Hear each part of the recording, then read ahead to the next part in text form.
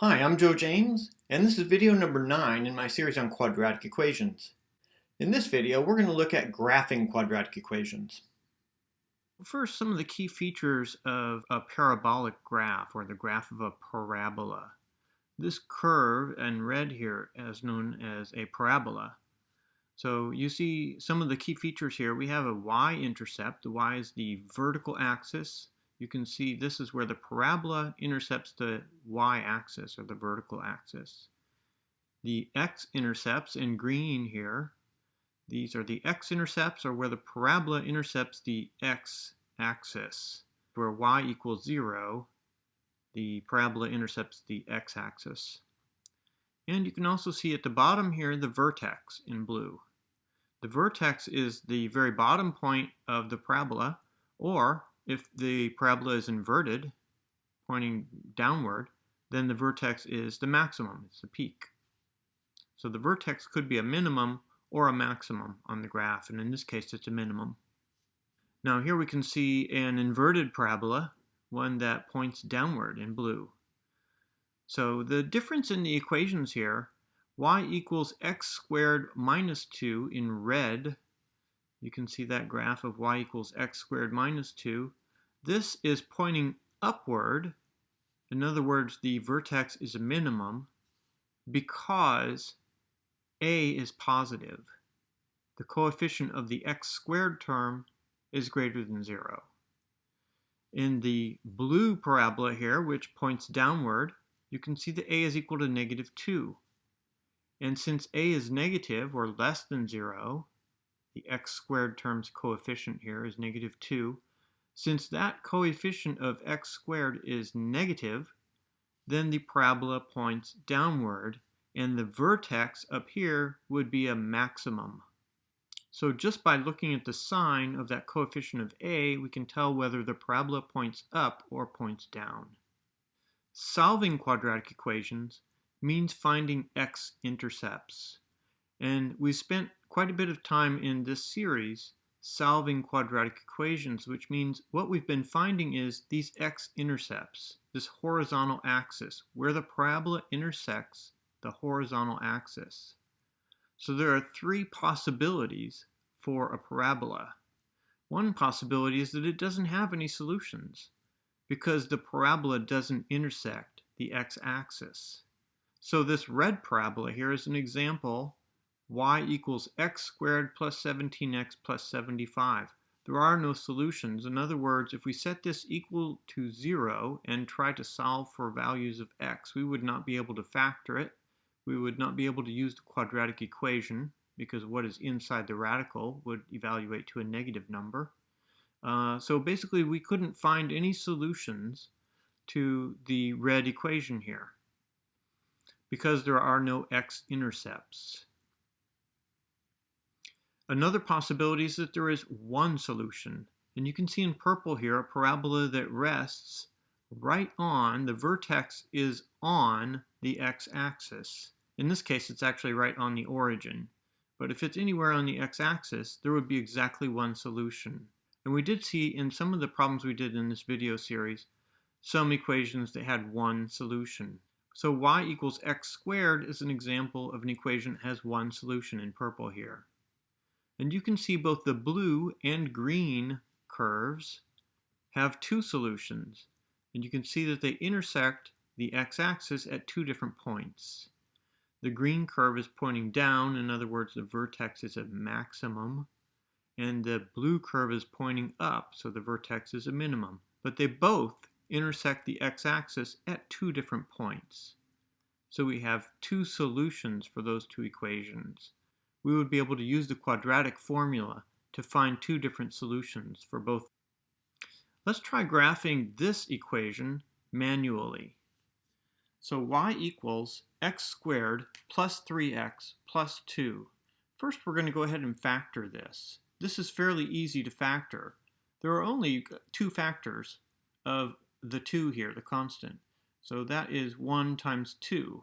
And these happen to add up to 3. So in other words, we can rewrite this as y equals x plus 1, x plus 2.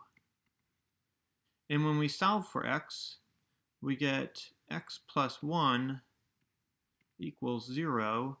We solve for x, we have to subtract 1 from both sides. We get x equals negative 1. And x equals negative 2 when we solve for x with this binomial. In other words, there are going to be x-intercepts both here and here. So let's erase this. Let's draw our x-intercepts on there. Those are our two x-intercepts. We can find a y-intercept by setting x equal to 0 and solving for y. The y-intercept is at 0 squared plus 3 times 0 plus 2, which equals 2. So at 0, 2, we have a y-intercept.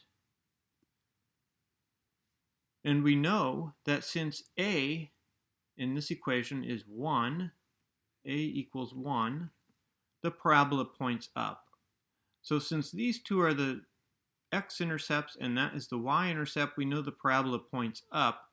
We could probably sketch something like this. This is what our parabola would probably look like. We could also put in some values for x and find some values for y. So let's put in x and find some values for y. Let's start with maybe negative 1. Well, we already know negative 2 and negative 1, don't we?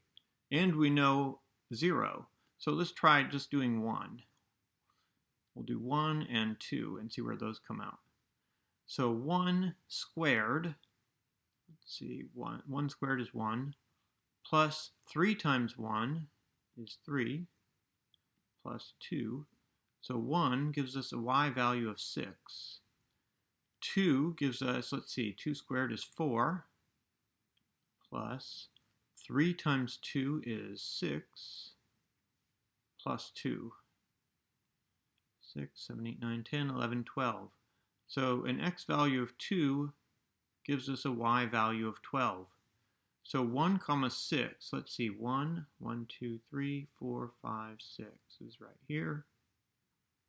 And 2, 12, 1, 2, and this is 10, 11, 12, so it's going to be like up there. Slightly off our graph. So yeah, so it rises a little bit steeper than my rough sketch there, but pretty much like that. And on this side, it's probably symmetrical. So that's basically what our graph looks like. And then we'll have an axis of symmetry. We could draw an axis of symmetry right through the vertex. A vertical line that passes through the vertex is called an axis of symmetry because the curve looks exactly the same. It's a mirror image on the right side of that line and on the left side of the line. It's a little easier to graph using the Desmos calculator. This calculator is at a website called desmos.com, DESMOS.com. And the beauty here is you can put in any equation you want, including linear equations or whatever, even a circle. It can graph any kind of equation. And here we have y equals ax squared plus bx plus c. So I put in variables for a, b, and c so that I can slide these back and forth, and you can see how changes in a affect the curve. So let's look. Right now a is 1. As we change a to higher numbers, now a is 5, our curve appears to get tighter, narrower. And when we decrease a, when a becomes negative, you see the curve points downward. So it becomes a peak. After 0, the curve starts to point downward. And the smaller a gets, the curve gets narrower or tighter. Okay, let's put this back to about 1. And now let's see what happens when we change b. So b is defaulted currently to 0. When we increase b, the curve shifts down and to the left. And when we decrease b, the curve shifts down and to the right. So b kind of has an interesting effect on our curve. Let's leave it at 0 or about 0. And let's see what happens when we change c, which is our constant here at the end of the equation. So when we increase c, the curve simply shifts up. So c is just an offset from the x-axis. The curve either shifts up or shifts down when we decrease c.